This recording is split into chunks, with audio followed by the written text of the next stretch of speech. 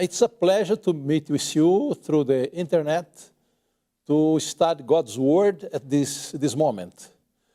May the Lord bless you as we study the promise of salvation from the Bible. I invite you to open your Bible in Matthew chapter 19, 23 to 26. We read, "Then said Jesus unto his disciples, Verily I say unto you, that a rich man shall hardly enter into the kingdom of heaven. And again I say unto you, it is easier for a camel to go through the eye of a needle than for a rich man to enter into the kingdom of God." When his disciples heard it, they were exceedingly amazed, saying, "Who then can be saved?" But Jesus beheld them and said unto them, "With men this is impossible, but with God all things are possible." Then what did Christ say to them? Salvation, it is impossible for man to reach salvation by himself. But it says, for men, this is impossible. But for God, all things are possible. What's our conclusion? Man cannot save himself. Only God can save him. Let us see how God works for the salvation of man. Christ made clear condition to enter into the kingdom of heaven. In Matthew chapter 5, verse 20, he said, "For I say unto you, that except your righteousness shall exceed the righteousness of the scribes and Pharisees, ye shall in no case enter in the kingdom of heaven." Then Christ said, the righteousness of the Pharisee, it's not enough. You need a superior righteousness to enter in the kingdom of heaven. And Isaiah 26, verse 2, we find only righteous people will enter in the gates of the New Jerusalem. Then we read, "Open ye the gates, that the righteous nation which keep the truth may enter in." Then here in Isaiah, God is talking about a righteous people. He's not talking just about one person, but he's talking about a people, a righteous people. But in reality, what is our real condition? Isaiah 64, verse 6 said, "But we are all as an unclean thing, and all our righteousness are as filthy rags. And we all do fade as a leaf, and our iniquity like the wind have taken us away." Now, in Romans chapter 3, verse 10 to 20, we find a diagnosis of the condition of man. As it's written, "There is none righteous, no, not one. There is none that understand. There is none that seeks after God. They are all gone out of the way. They are together become unprofitable. There is none that does good, no, not one. Their throat is an open sepulchre. With their tongues they have used deceit. The poison of asps is under the lips, whose mouth is full of cursing and bitterness. Their feet are swift to shed blood. Destruction and misery are in their ways. And the way of peace have they not known. There is no fear of God before their eyes. Now, we know that what things soever the law says, it says to them who are under the law, that every mouth may be stopped, and all the world may become guilty before God. Therefore, by the deeds of the law, there shall no flesh be justified in his sight, for by the law it is the knowledge of sin. Then, brethren, when we accept the truth, especially when we become reformers or Seventh-day Adventists, we try to obey God's law. But the law cannot save us. The law points out to our sin and our condemnation. The law is a means of detect our sin in our life. It's not for our salvation. Now, the only way to reach perfect righteousness is through faith.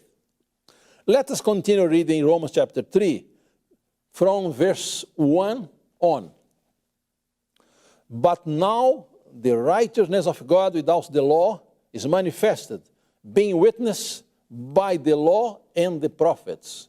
Then when we are tired to attempt to obey the law by ourselves, and we are disappointed, we are frustrated, then the Holy Spirit guides us to look to Jesus.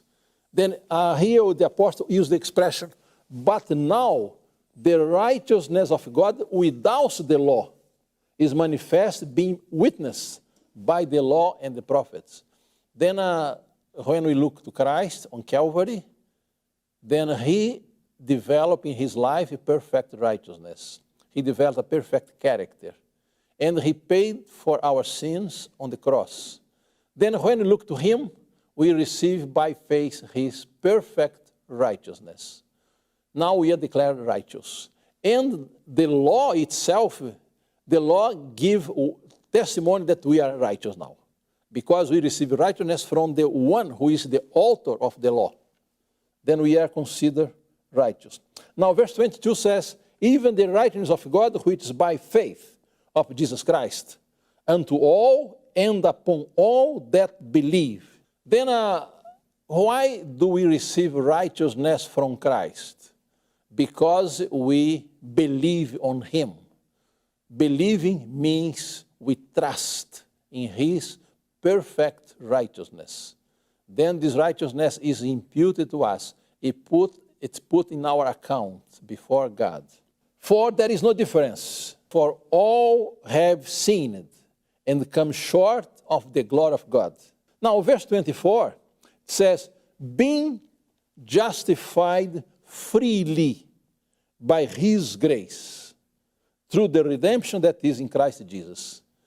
Brethren, I'd like to call your attention for this expression here. Being justified freely by his grace through the redemption that is in Christ Jesus. Then we are justified freely, for free, because we accept the grace of Christ. 25, whom God has set forth to be a propitiation through faith in his blood. Here the Apostle Paul, he repeats several times, faith, faith, faith. Justified by faith, justified by grace, freely justified. Whom God has set forth to be a propitiation through faith in his blood, to declare his righteousness for the remission of sins that are past, through the forbearance of God. To declare, I say, at this time, his righteousness, that he might be just and the justifier of him which believe in Jesus. Brethren, here's a very interesting point. The justice of God demands that the sin should be destroyed because he commits sin. But at the same time, as we believe in Christ, God accepts us and he justifies us, he declares us righteous, and he make us righteous. That at the same time, when God's law demands the death of the sinner, but why we are not destroyed? Why we are not killed by God's glory? Because Christ took our sins and he went to Calvary, and there he paid the price of our salvation. Then now God executed his righteousness, his justice, punishing Christ in our stead. Now he can justify us. Then that's the reason why the Apostle Paul says, to declare, I say at this time, his righteousness, that he might be just and the justifier of him which believes in Jesus. Then God preserves his righteousness, he preserves his justice. At the same time, he can forgive us. He can justify us. Verse 27 says, where is the boast in them? It is excluded. By what law? Of works? No, but by the law of faith. Then we find here the conclusion of the Apostle Paul about this point. Therefore, we conclude that a man is justified by faith without the deeds of the law. Then Paul made very clear that we are justified by faith without the works of the law. Now from Step to Christ, page 14, we read, none but the Son of God could accomplish our redemption, for only he who was in the bosom of the Father could declare him. Only he who knew the height and the depth of the love of God could make it manifest. Nothing less than the infinite sacrifice made by Christ in behalf of fallen men could express the Father's love to lost humanity. Brethren, when we study the life of Christ, we see that his entire life was a life of love, of grace, of mercy. His total mission was working for the salvation of men. Then he was the perfect representative of God's character. Now, in Romans chapter 1, 16, 17, the Apostle Paul says, for I am not ashamed of the gospel of Christ, for it is the power of God unto salvation to everyone that believes, to the Jew first, and also to the Greek. Paul is talking, this expression, Jew and Greek, to refer to humanity, two classes of people, people who had knowledge of God and people who had no knowledge about God. He used the expression, Jew and Greek. For therein is the righteousness of God revealed from face to face, as it's written, the just shall live by faith. Then, brethren, our acceptance, our justification, and our sanctification, our continuous Christian life depends on faith in Christ. Now, talking about the epistle of the Romans, we find in Acts of the Apostle, page 373, 374. In his epistle to the Romans, Paul set forth the great principles of the gospel. He stated his position on the question which will agitate the Jewish and the Gentile churches, and showed that the hopes of a promise which had once belonged especially to the Jews were now offered to the Gentiles also. With great clearness and power, the apostle presented the doctrine of justification by faith in Christ. He hoped that other churches also might be helped by the instruction sent to the Christian at Rome. But how dimly could he foresee the far-reaching influence of his words? Through all the ages, the great truth of justification by faith has stood as a mighty beacon to guide the repentant sinner into the way of life. It was this light that scattered the darkness which enveloped Luther's mind and revealed to him the power of the blood of Christ to cleanse from sin. The same light has guided thousands of sin-burdened souls to the true source of pardon and peace. For the epistles of the church at Rome, every Christian has reason to thank God. Now, brethren, then we already mentioned that we are justified by faith. Now, let us see what is the result of this justification. What's the fruits of this justification? As you go to Romans chapter 5, from verse 1 to verse 10. Therefore, being justified by faith, we have peace with God through our Lord Jesus Christ. Then the first result that Paul presents here, verse 1, when we are justified by faith, we have peace with God. Our enmity against God was over. Now we have peace with God. Verse 2 says, by whom also we have access by faith into this grace wherein we stand, and rejoice in the hope of the glory of God. Now Paul says that being justified by faith, we have peace of God, and we have hope of salvation. He says, we rejoice in hope of the glory of God. Then a question, when God's glory will be manifested? In the second coming of Christ. Then those who accept justification by faith, they are prepared for the coming of Christ, second coming of Christ. Because then we receive the glory of God. And verse 3 he says, not only so, but we glory in tribulation also. Then we receive power to face tribulations, knowing that tribulation works patience, and patience experience, and experience hope. We find hope again. And hope makes us not ashamed, because the love of God is shed abroad in our hearts by the Holy Ghost, which is given to us. For when we were yet without strength, in due time Christ died for the ungodly. For scarcely for a righteous man will one die, yet peradventure for a good man some would even dare to die. But God commendeth his love toward us, in that while we were yet sinners, Christ died for us. Much more than being justified by his blood, we shall be saved from wrath through him.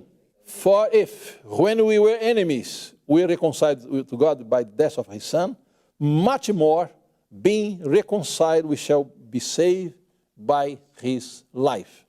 Now, a very interesting quotation from Ellen G. White. Grace is an attribute of God exercised toward undeserving human beings. Then, brethren, let us emphasize one point. Christ didn't come first time to save righteous people. He came to save sinners. Then, talking about grace, it says, grace is an attribute of God exercised toward undeserving human beings. We did not seek for it, but it was sent in search for us. God rejoices to bestow his grace upon us, not because we are worthy, but because we are so utterly unworthy. Our only claim to his mercy is our great need. Brother, what's the argument that we can use to God to receive his grace? We are sinners. We are lost people. We need his mercy. We need his grace. The only argument, for instance, the tax collector, the publican, he presented a very short prayer. He said, "Oh God, be merciful unto me, a sinner." That was his prayer. What was the argument? You need to be merciful to me because I'm a sinner. That was all. The Lord God, through Jesus Christ, holds out his hand all the day long in invitation to the sinful and fallen. He will receive all. He welcomes all. It is his glory to pardon the chief of sinners. He will take the prey from the mighty. He will deliver the captive. He will pluck the brand from the burning. He will lower the golden chain of his mercy to the lowest depth of human wretchedness and lift up the debased soul contaminated with sin. Brethren, the glory of God is to save sinners, to receive those who are lost to be saved. Now, let us see other result of the grace of God. In Titus chapter 2, 11 to 14, for the grace of God that brings salvation has appeared to all men. Then we can declare that grace is for all human beings, all humanity, teaching us that, let us see the result of grace in our life. Deny ungodliness and worldly lusts. We should live soberly, righteously, and godly in this present world, looking for that blessed hope. Then, brethren, when we receive Christ as our Savior, we have a blessed hope to receive Jesus in his second coming. And the glorious appearing of the great God and our Savior Jesus Christ, who gave himself for us, that he might redeem us from all iniquity, and purify unto himself a peculiar people, zealous of good works. Now, in the same book, Titus chapter 3, verse 3 to 8, Paul presents here our condition before knowing Christ and our condition after knowing Christ. Let us see. For we ourselves also were sometimes foolish, disobedient, deceived, serving divers lusts and pleasures, living malice, envy, hateful, and hating one another. That was our condition before receiving God's grace. But after that, the kindness and love of God our Savior toward men appeared, not by works of righteousness which he have done, but according to his mercy.